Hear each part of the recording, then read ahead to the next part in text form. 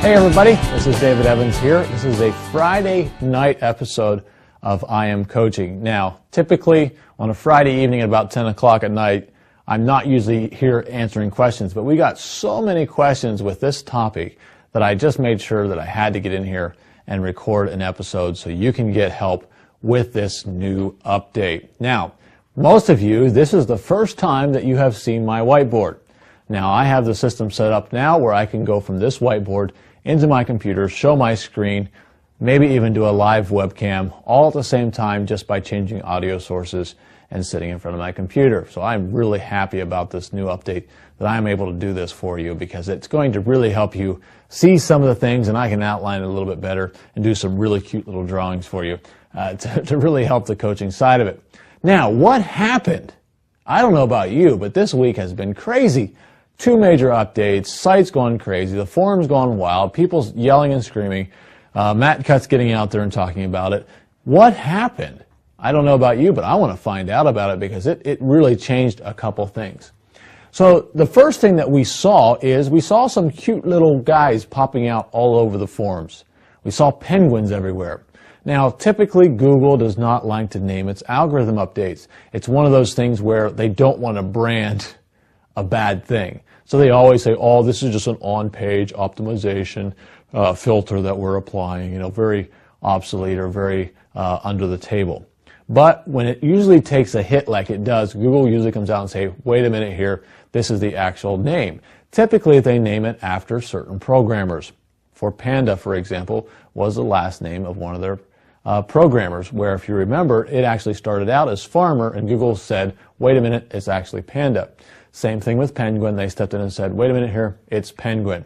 I think they were trying to pick a nice, cozy little animal that's kind of non-confrontational just to die down the conversation here a little bit, because Penguin is not cute and cuddly. At least the algorithm thing is not. So when it happened about April 24th, just a couple days ago, Google released a filter to their algorithm. Now, sometimes Google will step in, like Panda, and redo the algorithm, change things. But with the Penguin update, it's a filter on top of it. Think about it as a sifting filter. Yes, you have the algorithm that allows websites through. It hits a filter, this is Penguin, and filters out some junk. This is what Penguin did. Now, Penguin at its source is a spamming filter. Typically, when you think of spamming, you automatically think black hat techniques, backlinking, social media spam, all of that. That's not the case. With this algorithm, with a Google Penguin filter, this is on-page spamming. Now, think about that. On-page spamming. What can on-page spamming be? Well, the main things used to be cloaking. You could go in there and cloak things where you would have white text on white background. You would hide text, keyword stuff, your Google meta tags. On the bottom of your page, you would list thousands of keywords. Well, obviously, Google has updated its algorithm since then. It's a lot more complex, a lot more advanced. So how do we spam, or how do people spam Google? Think about on-page copy. How about keyword density, where you're going in there, okay, I need 7.9% keyword density for this page because my competitor has 7.9% keyword density. That's what we used to think. That's what we used to aim for. What about proximity? Oh, every 10 words I have to have some form of my keyword in that. Or, okay, I got to include, if my keyword is widgets, some people misspell widget, so it's W-I-D-D-E-T-S or W-I-D-G-E-T or plural, singular. Well, Google's smarter than that. If they see multiple forms of the same keyword, that's not normal. If I'm talking about blue widgets, I'm going to talk about blue widgets. I'm not going to talk about blue widgets or blue widget. I'm going to talk about it in its current form. So when Google picks up on those little bitty references, it knows, wait a minute here, someone's trying to game the system. And that's what this is all about. On-page over-optimization. Penguin. Think about it. Penguin on-page. So, rolled out April 24th. How can I tell if my site has been hit? That's what I typically hear. Because when they rolled this out, they said it was only about 3.1% of all English search terms were affected. 3.1. Now, I don't know about you, but 3.1 doesn't sound that big. but there's been an awful lot of screaming and yelling for only 3.1%. So what made it so big to some people? Well, it all had to do with big niches. When Google is specifically targeting black hat techniques, where do you think it's going to affect? It's going to hit the big niches. Keywords like weight loss, keywords like make money at home, startup businesses, B2B stuff. The big one that I really was tracking, and I do this occasionally, I apologize for this niche, but it really applies to this, is the keyword Viagra. Viagra really changed. Right now, if I was at my computer, I'd show you, but you can do the search yourself. Go in and type Viagra, make sure you're signed out. And right now, the second listing in Google is a site that has about 10 pages of copy, no backlinks, and 0 social signals. So everything that Google has told us that we're supposed to do, quality content, social signals, usability of the website, no ads on your site, all of that. Number 2 for the keyword Viagra, one of the biggest niches online, is someone that has no authority. Also on the first page of Google is 3.edu sites.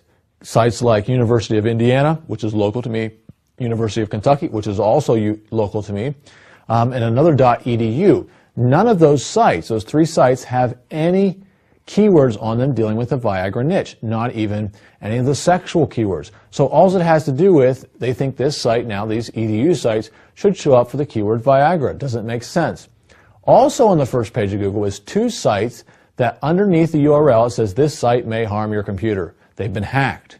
So, big keyword, multi-billion-dollar industry, Viagra, now has 2 sites that have been hacked, one that has no authority, that's number 2, that's an affiliate site nonetheless, and 3.edu's, a video site and a news article site. Now, I don't know about you, but if I type in the keyword Viagra, I really don't need to see a Wikipedia article on how it works.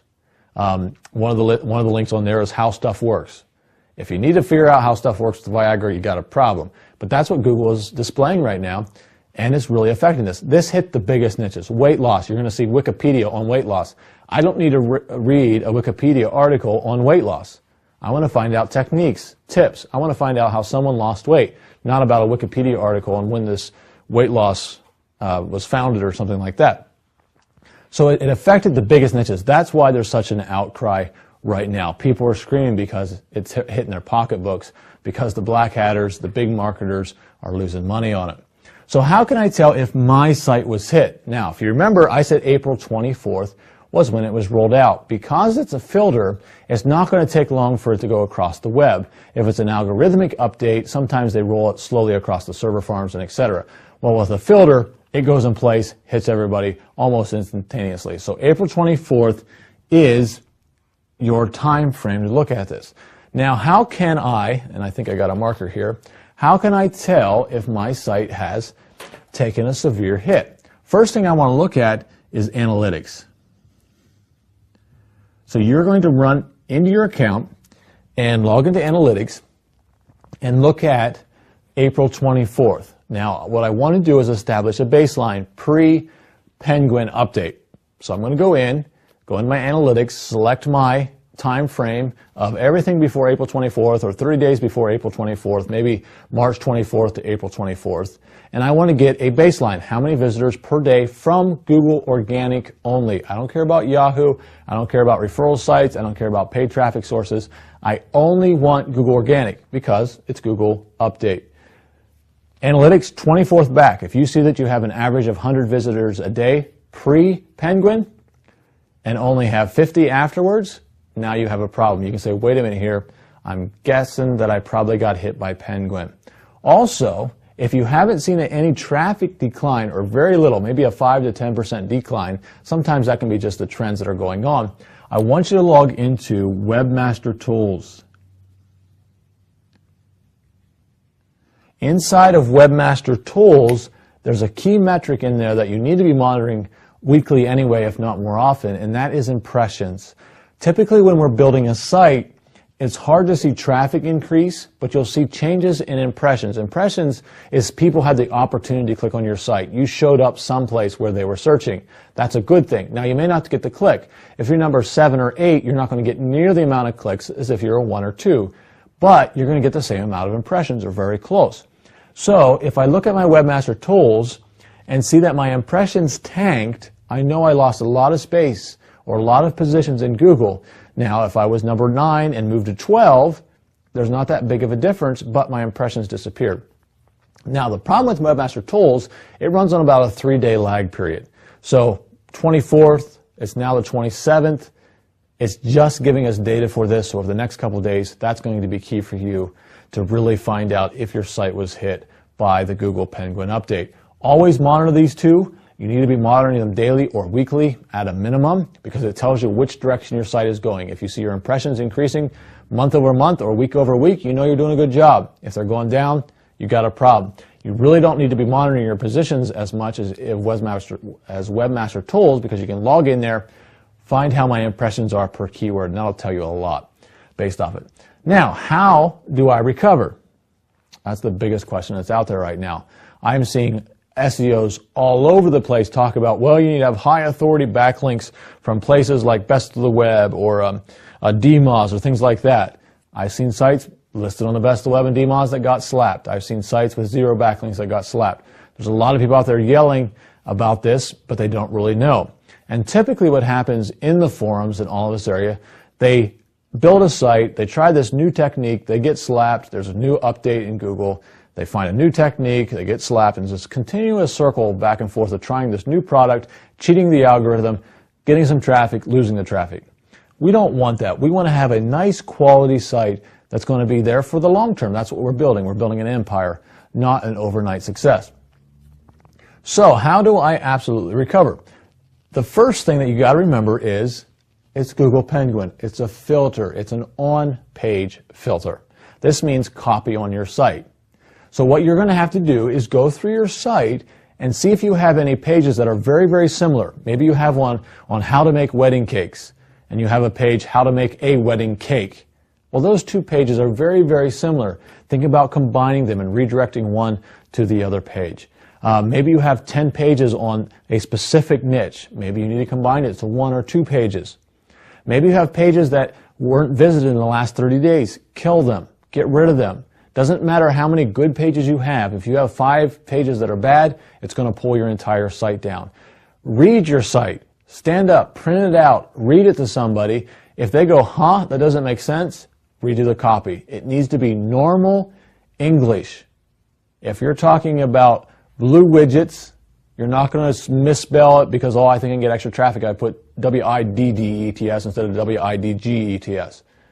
You know, okay, I got to include 10 singular and 5 plural because the singular is searched more. No, Google doesn't care about that. Remember what I said about the Viagra niche? 3 sites on the first page of Google without the keyword Viagra on it at all. It's copy that's relevant to what the user is looking for. Key point there. It's copy that's relevant.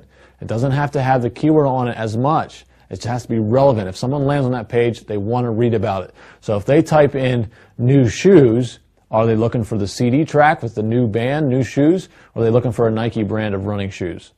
That's the topic that's going on right now, and you have to make sure your website applies to that because it's going to matter. Go through your site, clean it up top to bottom. Google Panda was dealing with off-site issues, usability issues, inbound links, oversaturation of inbound links, link farms, link spamming, all of that. That was Panda. This is dealing with on-page of over-optimization. Now, help from Google. Typically, when Google issues a new algorithm, and this is kind of important, so pay attention here. When Google issues a new algorithm, there's usually a reconsiderization request.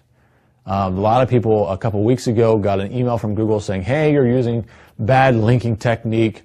Clean it up. If you clean it up, here's a link for a reconsideration. Now, with Google Penguin, they didn't do this. Think about it. Here's the reason why. Penguin is a filter. It's automated.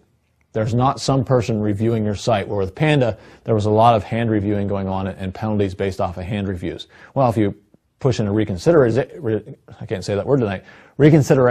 request, or reconsideration request, there we go, no Z. Reconsideration request, Google would then say, okay, this domain, that person reviewed it, let's take a look at it again.